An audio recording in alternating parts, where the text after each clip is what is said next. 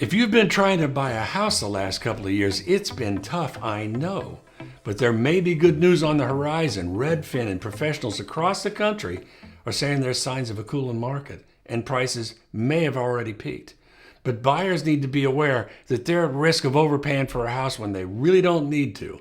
I'll explain that at the end of the video. Before I explain that, let me explain this. It's almost hard to believe things are cooling down. I mean, this has been nuts.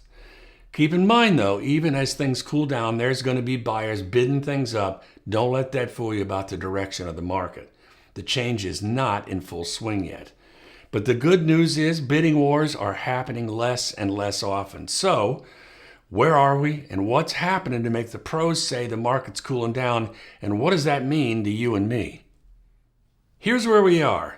Inventory is still almost 50% below pre-pandemic levels. It is hard to find a house. And prices are still rising at almost 20% per year. But, mark my words, that's about to change. Early indicators, subtle clues that things are changing across the country, like online home searches, home tours, and showings, not to mention new mortgage applications, are all way down. This is the kind of data that experts watch to take the temperature of the market and make predictions. Then there's the real-world evidence. Home sellers are now needing to reduce prices after listing their houses just to get offers to come in. And then instead of 30 offers, they may get 2 good ones. So this is huge. Another point is buyers have become less tolerant of homes priced at the very top of the normal price range. We're seeing signs of that. Sellers have pushed the boundary too far and days on market are going up. So why the sudden change? The first and most obvious reasons are the soaring mortgage rates, from 3.11 in December, now hovering around 5%. And inflation, which is here, and it's real, and I'm going to leave the inflation aspect alone, except to say it has serious dampening effects on attitudes and the velocity of the economy. As for interest rates, for any buyers that were on the fringes of qualifying for a loan, they've either been knocked out of the market or their purchase power has been degraded to the point where the homes available to them now just don't excite them anymore. This makes total sense to me. Imagine having your heart set on this big house up here, then the numbers change and you're left with something way less than what you really wanted. It's no wonder buyers are calling it quits.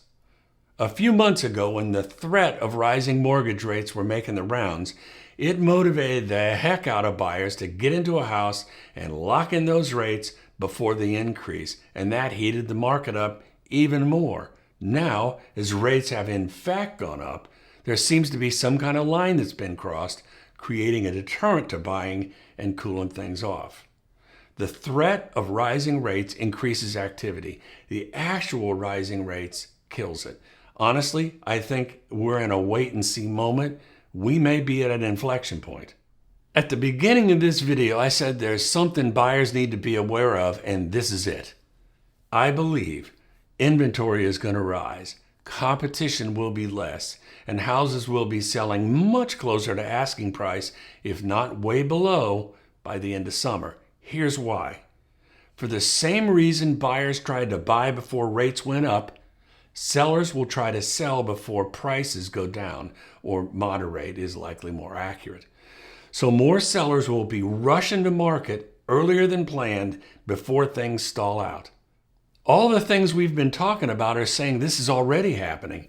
Fewer offers, higher days on market. So, with more houses on the market and fewer buyers in the market, what do you think will happen? Who knows? And that's my point. What I'm getting at is this. Wait and watch for the next month or so. I'll bet we're going to see a market that levels off and overpriced homes will begin to sit and offers of less than asking will start to trend. I believe home buyers can avoid overpaying for a house if they'll just wait and watch for a minute. Instead of getting into a bidding war over a house, wait till the buyer competition dries up some more, and then it's just you and the seller, and that's where deals are made. Long term, this will be a slow roll, gratefully. We do not want any whiplash going on, but the change really does seem evident and inevitable, and I believe if you're a buyer, you're going to come out ahead in the next few months. If you're a seller, I believe your time is shorter than you might think. Check out my video on how to buy a house in a hot market. There's some solid ideas on that. If you like this video, consider subscribing and sharing with somebody you care about. Talk to you soon.